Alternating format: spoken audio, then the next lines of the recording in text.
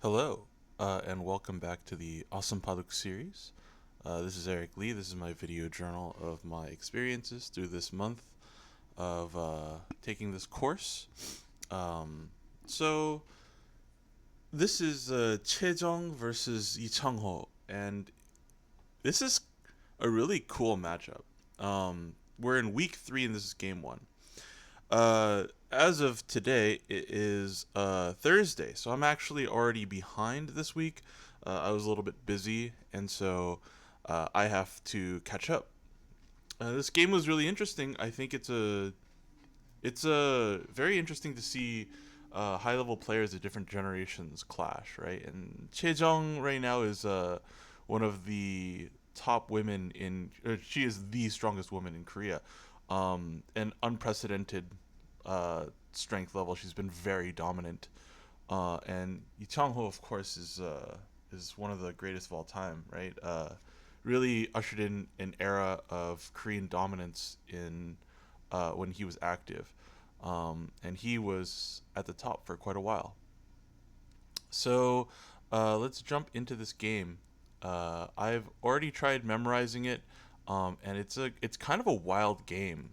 Something that you may not expect from this game actually. So Chejong here takes territory twice, and I think that when I looked at Lee Chang Ho's games previously, he was a very territorial player, and he would often close games out just by being a very calm, uh, like, oh, let's go to an early end game. Like I've seen games where Lee Chang Ho ends Fuseki and then just like plays an end game move. Like I've seen this guy play a second line move in the like the 2010s, like in one of those years he would play a second line move on like move like 30 or something. It was crazy. And here he plays this, and it's like, oh, this is very different from the Ichangho that I studied when a decade ago, right? This is not something I expected. And apparently he was actually a very influence oriented player normally, and this is his natural style, which is kind of crazy. I never really thought about that. I always thought that he was much more territorial.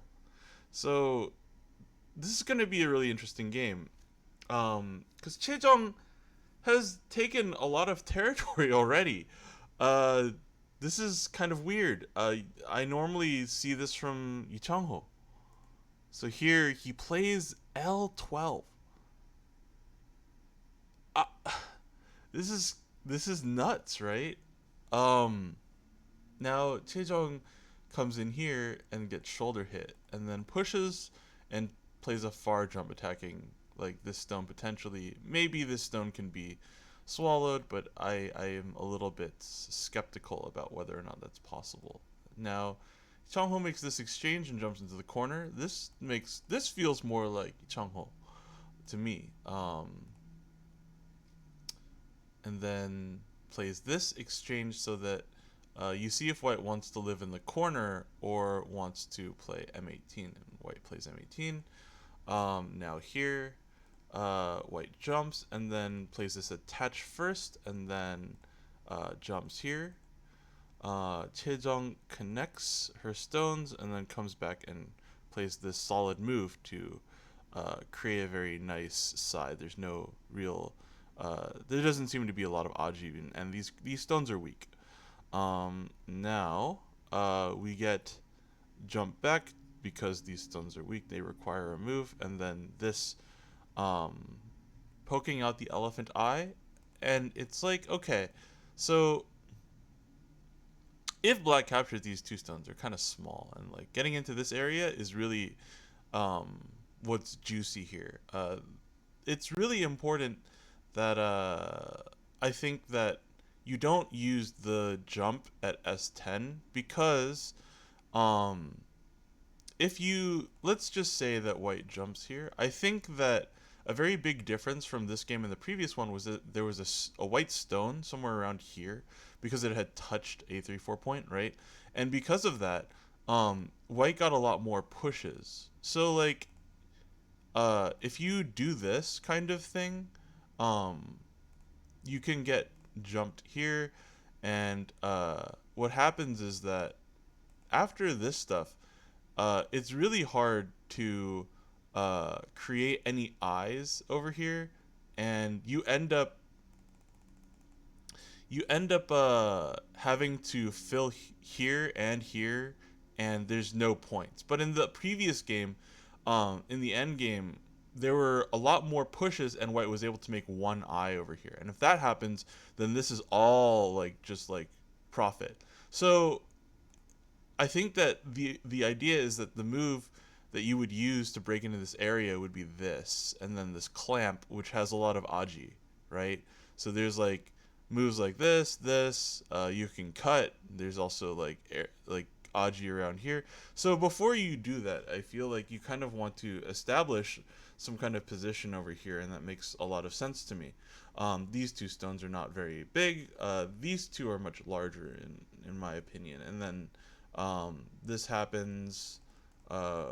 We get this cut, and white plays on this side to make this group stronger, and then attaches here, which is a really nice Tesuji. It's really hard for black to cut because there's weak points over here, right? So because of that, we play this move. And now white can't really cut black here either because these two stones are weak, and black can't really cut white because this whole group is weak. So both groups are kind of okay.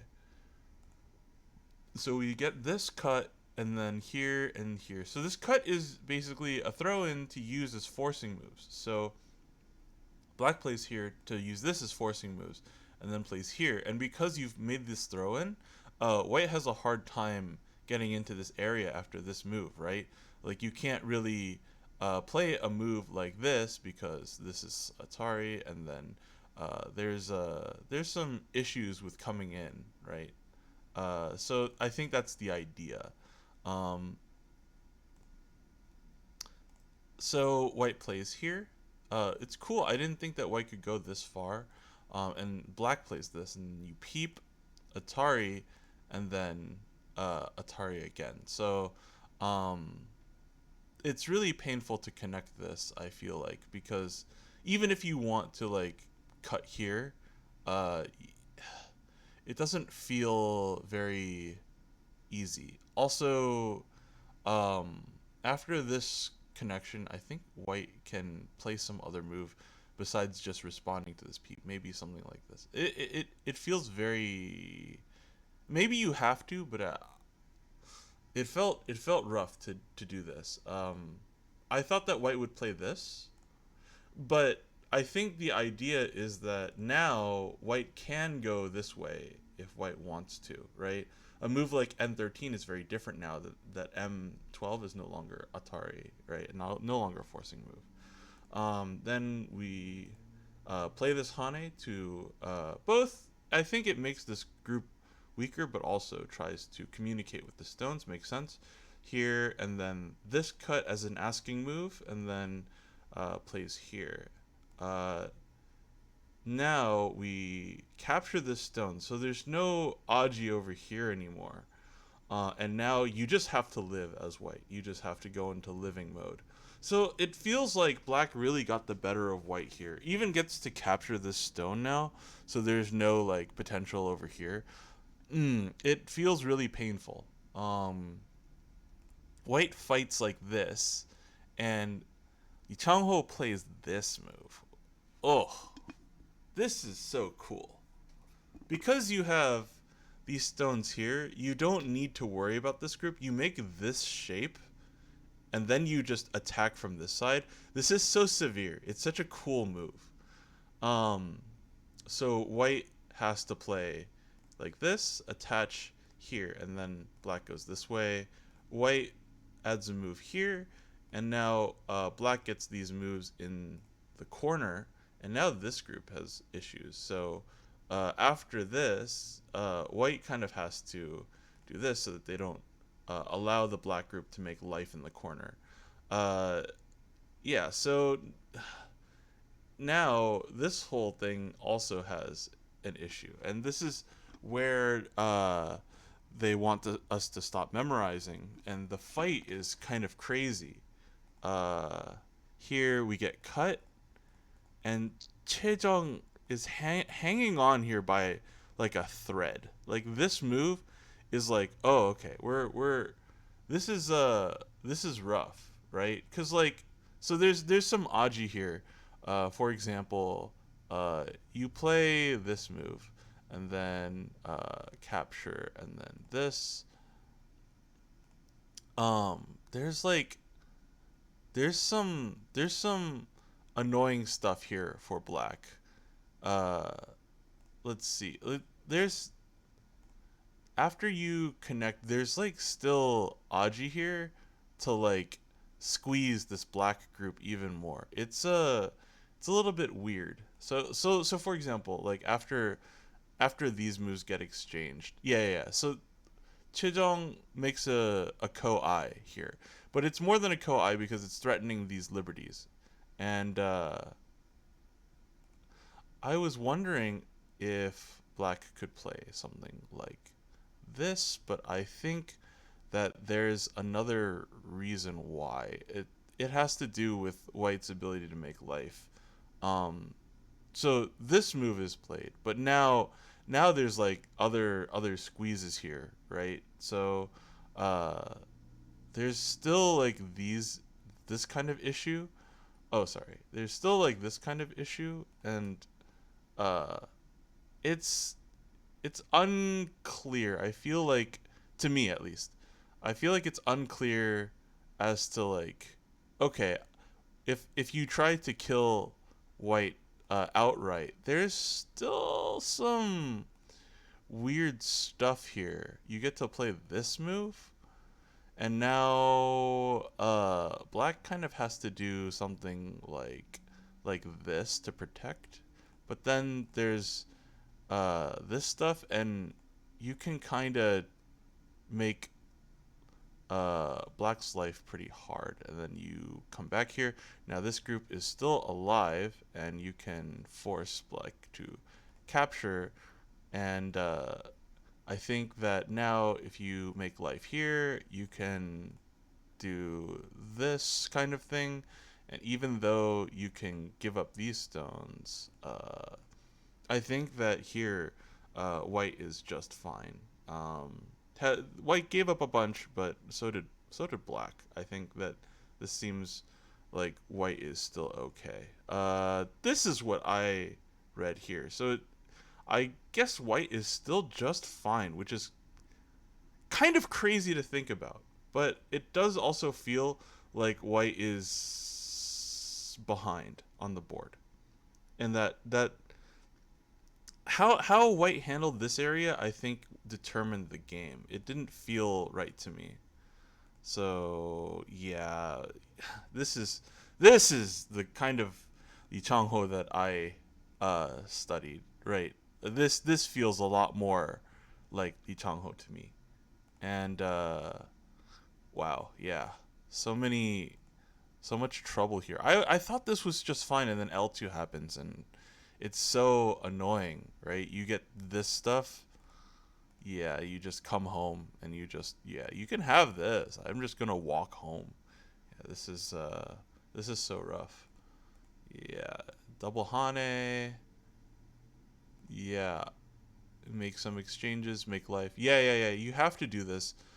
So the idea here behind this double Hane and this connection is that now it affects the stuff over here as to whether or not black can extend or not. So you have to do this and then play here to capture the stone. But now, yeah, Lee Chang-ho just gets to do this. This is so clean. It feels so rough for white. Yeah. Uh, I really hope we get to talk about the end game because this stuff is really cool to me. Lee Chang-ho's end game stuff. Maybe this is all normal, but it feels like the kind of stuff that I came up in my Go career going over, right? So it reminds me a lot of him. Yeah. Mm. And after all said and done, also, this is an endgame uh, way to play, but Chejong plays this way, which is a little unusual to me. I thought that Chejong would want to take these two stones, but no, I guess not. Interesting. Maybe he wanted to keep Sente, and then here plays this, yeah, and then there's just nothing.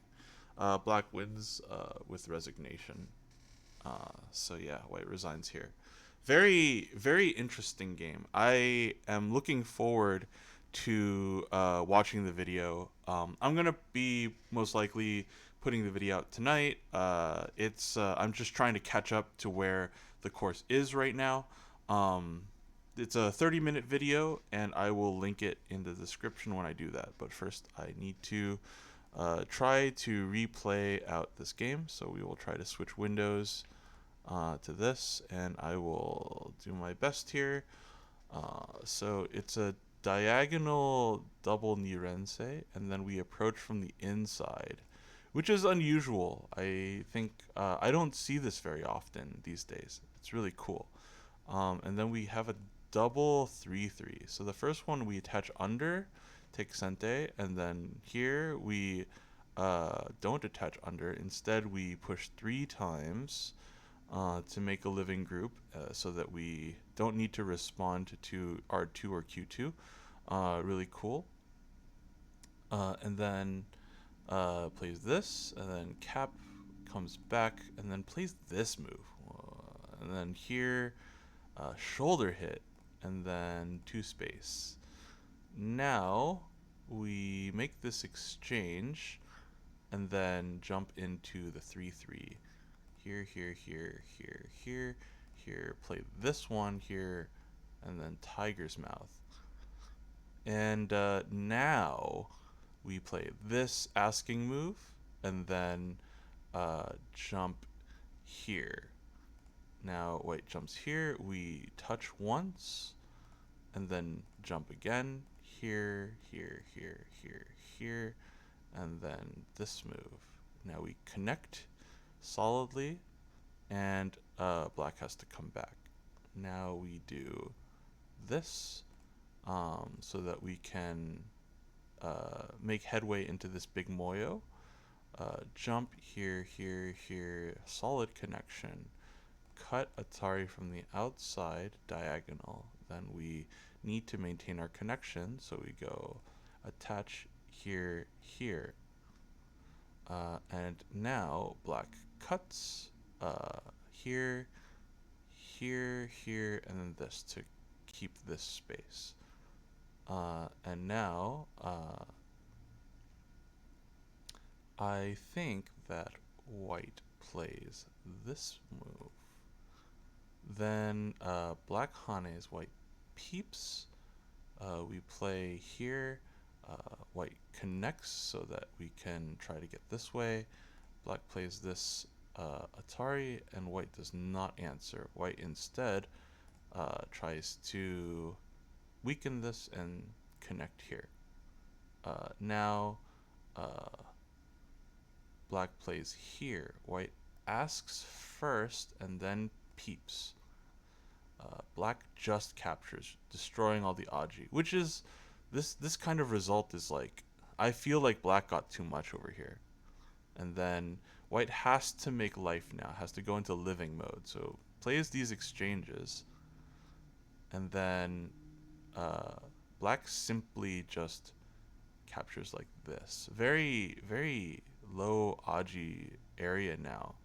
Very annoying for White. That there's not a lot of trouble you can make here anymore. So now White tries to do this, and Lee Chang-ho counterattacks. And then here, and then this shoulder hit, very strong.